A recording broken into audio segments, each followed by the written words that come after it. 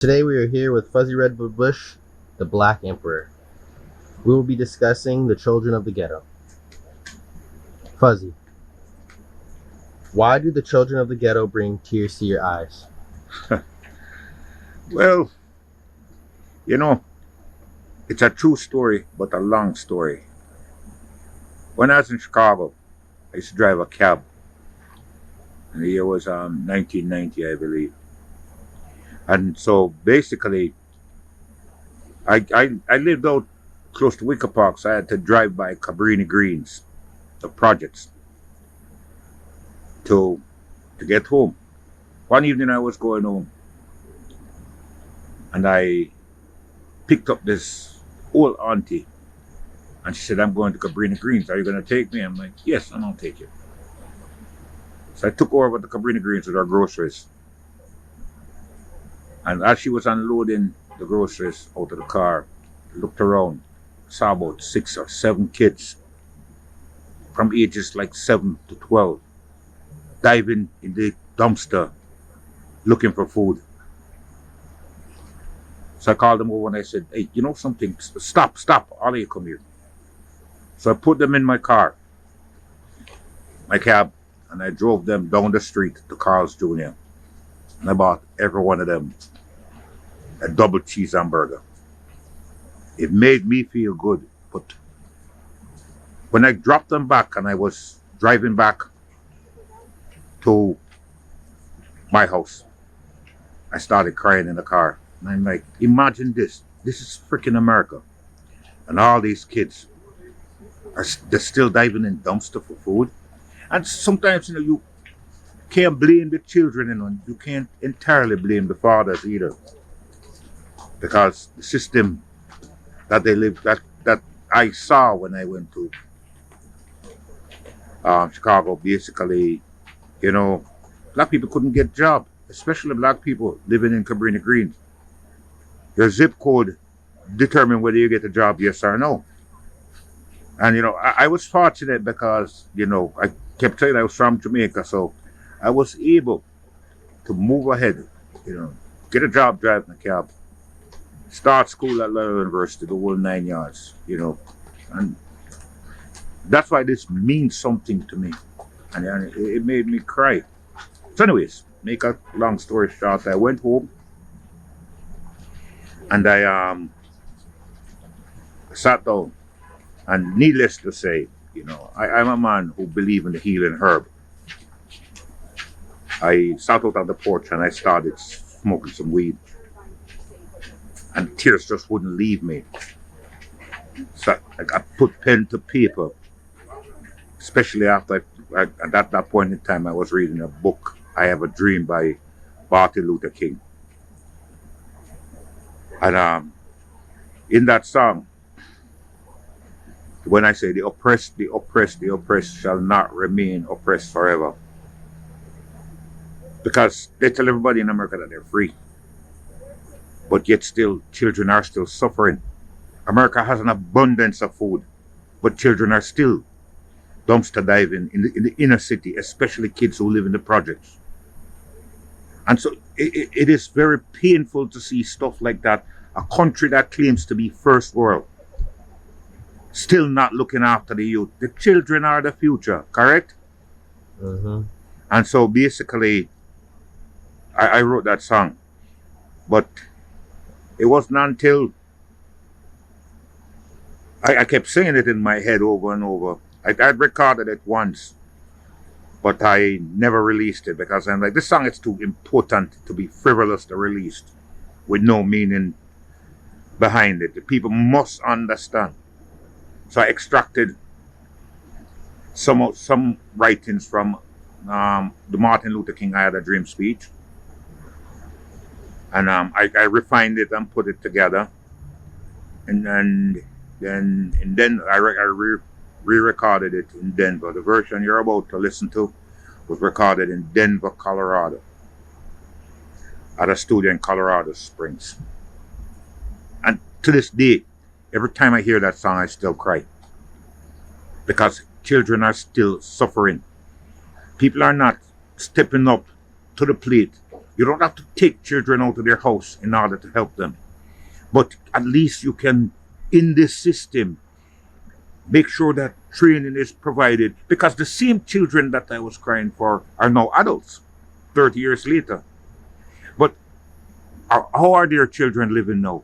Did they get the training that they needed, the education that they needed? And education does not mean that you have a PhD or a master's or a doctor, you know what I'm saying? And education means that you become a trained mechanic, you go to mechanic school, you become a trained carpenter, you become a trained mason. In other words, you educate yourself in a field, so basically you can, as I would put it, sustain yourself.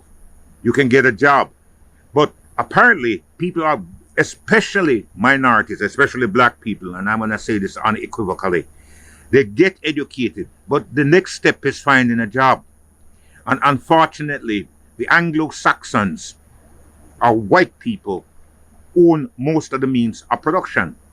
And if they do get a job, they're not going to get equal pay, because it's like they're doing them a favor. And I've met some really good black carpenters. I've met good black engineers. I've met people with degree in physics, black teachers, black mathematicians, who still can't get a job by virtue of their skin color. And so, in my mind's eye, people in America are, they say America is a land of the free. But that's on paper. That's not reality. The system is fraudulent in more ways than one. And if a black man does get a job, he's going to get a low pay. But put that aside, what about his children now? What is the system doing? Hey, case in point, the system can afford to do it. You know how I know that? And I've known that a long time ago. During COVID, trillions of dollars was dispensed to the people. Where did all that money come from? Where was it all this time? Why couldn't that money be used in the past to uplift young children? Build proper schools for them instead of building prisons and jail. There's a statistics. 1 out of 4 black Americans are in jail. Check this out. I looked at the statistics yesterday. There is 38% of the American jail population is black. Guess what? There's only 13 million black people in America. But yet still, the jail population makes up 38%. Now, having said that, 350 million people in America, 13 million black people, but yet still they fill the jails. Why? The lack of training, the lack of education, the lack of opportunities. I don't know if white people are still angry that Abraham Lincoln freed the slaves, and and JFK ratified it by creating affirmative action. I don't know what the problem is, but people are still suffering, especially black people. Yeah, I was talking to this white guy the other day, and I asked him the same question. I said, why are black people so disenfranchised in America? He turned around and he said to me, because the white man is the rightful ruler of the earth. I almost lost it, but I walked away. I kept my composure and walked away, and then I got that over my jaw. That was, oh my God. So, and this is where the term white privilege comes in. They build their little suburbs. One black guy moves out into their suburb, and guess what? They all flee from the suburb. Pretty soon the black man's there, like, oh, look at all these houses. I'm here by myself. But they won't allow the black people to build their own community, build their own businesses, become what we call now the owner of the means of production. Karl Marx said these words, and I'm not Marxist by any means. I'm totally Rasta to the bones. Okay? I grew up in a little town called Mandeville in Jamaica. And basically went to school up on top of the mountain, a little school called Homewood Technical High School, which I love. Without that school, I would not be sitting here without Homewood Technical High School, because I've learned some lessons. When you live in community, everybody was given a fair shake of the stick. Okay. And one of the fundamental things about Jamaica is this. When you apply for a job, you see citizen or non-citizen on the application form. You don't see Hispanic, white, black, pink, yellow, purple, Indian. And there are all the above name mentioned ethnicities live in Jamaica. But you come to America and you got to list, there's like 12, 15, 20 different ethnicities on an application form. And sometimes you got to sign in as something that you're not if you want to even get to the interview. Now, these are the things which start because children live what they learn. So, if you want to create a criminal, you start them out from they're 6 years old, 7 years old, by not feeding them, by not giving them books to read, by not teaching them how to read, because they say charity begins at home. And it's hard for a mother working 5, 6, 7 jobs just to pay the rent when the system can help much better than it helped the 38% of that 13 million black people that's in jail in America right now. So part of this, my whole deal with this thing, is I will always, until the day I die, I'm 60 now, and for the next 20 years, everybody, I'm going to shake America on the earth with the words out to my mouth through my music. Because people got to wake up and say that you cannot be selfish in this world. You have to be selfless. If you live in a community, you are responsible for the entire community. If you say you're government, you're responsible for the people. Because it's the people that put you in government. Was there any other question? I think I said my fill. Fuzzy, like a young man like myself who didn't grow up, I grew up quite fortunate. How can somebody like myself help spread awareness and help the children of the ghetto? Basically, now, from the way I look at it from this perspective, you can put on seminars and invite them. You can, to teach them photography, to teach them basketball. You know what I'm saying? There are myriad of things that you can do as a young man if you aspire to do that. Because, like I keep telling everybody, pardon me, God gives us 70 plus or minus 10 years. Okay? I am at my 68th year, so if I live to be 70, I've lived a good life. If I live to be 80, guess what? Whoop-to-do, I'm on bonus time. But for the rest of my natural life, I shall dedicate it to helping young people rise above their circumstances. Tell them that they can, especially the kids who turn 6 years old, just wanting to go to elementary school. Because that's when you have to start molding children and take them away. One of the things, Hollywood is not doing a very good job, in pushing this material agenda that they have, instead of pushing an education. And education is the great equalizer. It can change everything. It can change everything. But the children have to start early. And I'm not going to say that every child has the same ability intellectually, mentally, or the same memory capacity. But Hollywood is not helping. Neither is Xbox 360 and all the games that they force children to play when they're young. Because that moves them out of their sense of reality, what is real and what's not. That's why stuff like Columbine happened mercilessly by children. That 16-year-old's a child to me. See, because they get desensitized to other human feelings. The church should be doing something about it, apart from doing what they're doing, and I don't want to go there. That's a whole nother song. What is the significance of your connection with Jah and how that can help the young children? It's a belief, to believe in yourself, and to believe that God is neither black, white, pink, nor purple.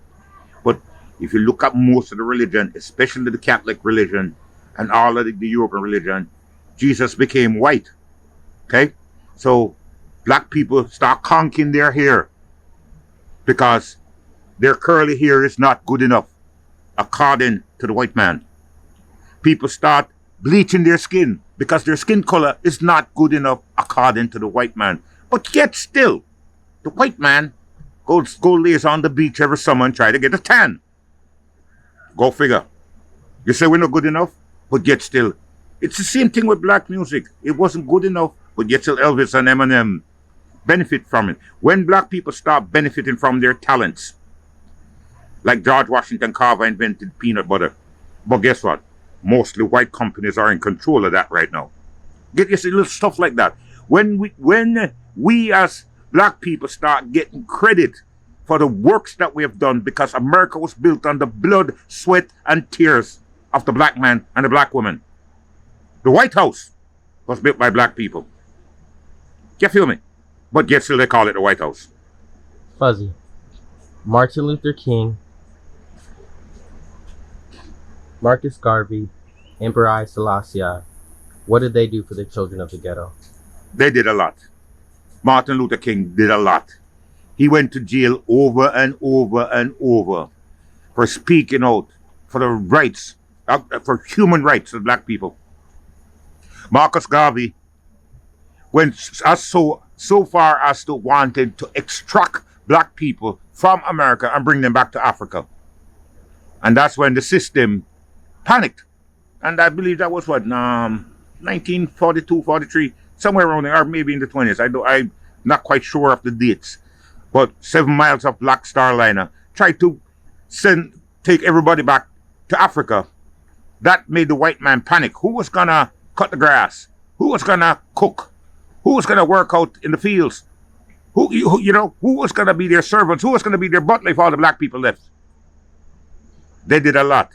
Emperor Selassie, through the grace of God, Jah Rastafari, give thanks and praise, ever living, ever faithful, ever sure.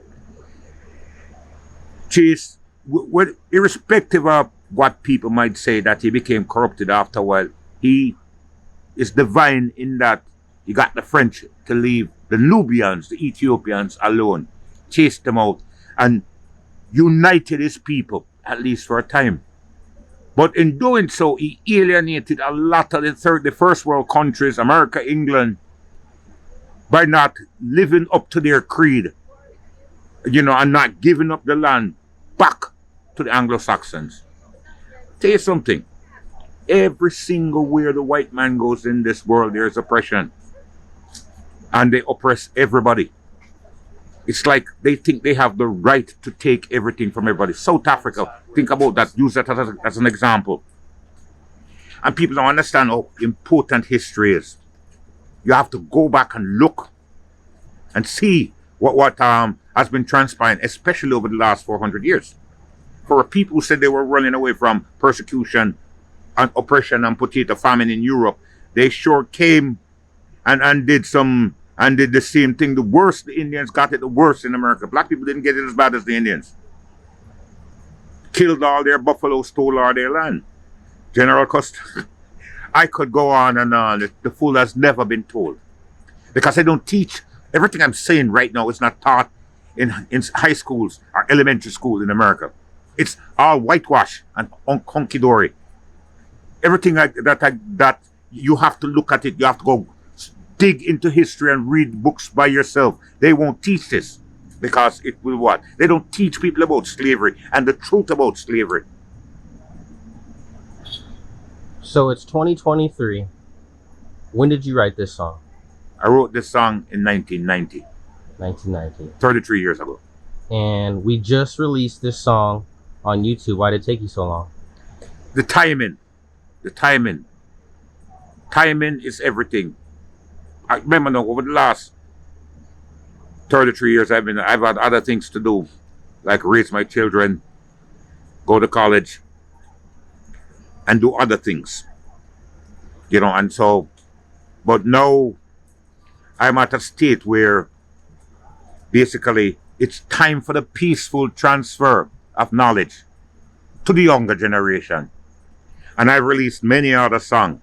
That one didn't get slipped under the crack. It was just the timing. And you can't stop an idea whose time has come. And it's just the time for it. Hey, by the way, Bob Marley wrote plenty of songs. which was released posthumously 10, 15 years after he was dead. You know, and I'm no Bob Marley, mark you. You know, and like I keep telling people, I am not the next Bob Marley. I am not the next Malcolm X. I am not the next Martin Luther King. I am not the next Nelson Mandela. I am the first Fuzzy RedBud Bush, the Black Emperor. I am the first. I am not the next anybody. I'm doing my thing. I'm telling the world the way I see oppression and racism as I see it. Not through the eyes of anybody else, but the way I see it from my perspective. For the oppressed children that come across this video, what message do you have for them?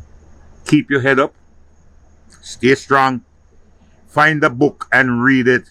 Pick up a saw, pick up a chisel, and learn to carve something.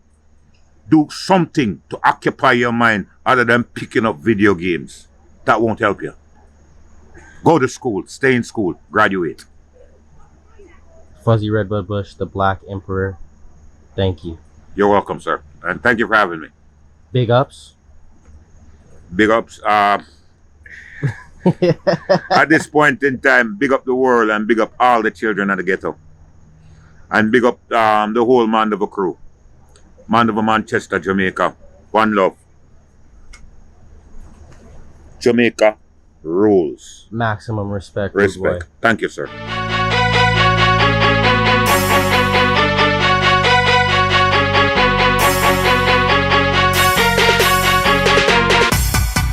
I jokes for me corner, smoking sense mean yeah. I man, come on yeah, but the system of fight me. No one knows my troubles, no one understand my struggles, no one want to help by an eye. And lukewarm acceptance is worse than outright rejection. Lukewarm acceptance is worse than outright rejection. The oppressed shall not remain oppressed forever. The oppressed shall not remain oppressed forever. That's why me cry for the children of the ghetto. That's why me cry for the children of the ghetto. That's why me cry for the children of the ghetto. That's why me cry for the children of the ghetto. I came from Jamaica, thinking things will be better, but I realized to my surprise, if that did not guide I would not be alive to tell these stories of my life. And lukewarm acceptance is worse than outright rejection. Lukewarm acceptance is worse than outright rejection. The oppressed shall not remain oppressed forever. The oppressed shall not remain oppressed forever.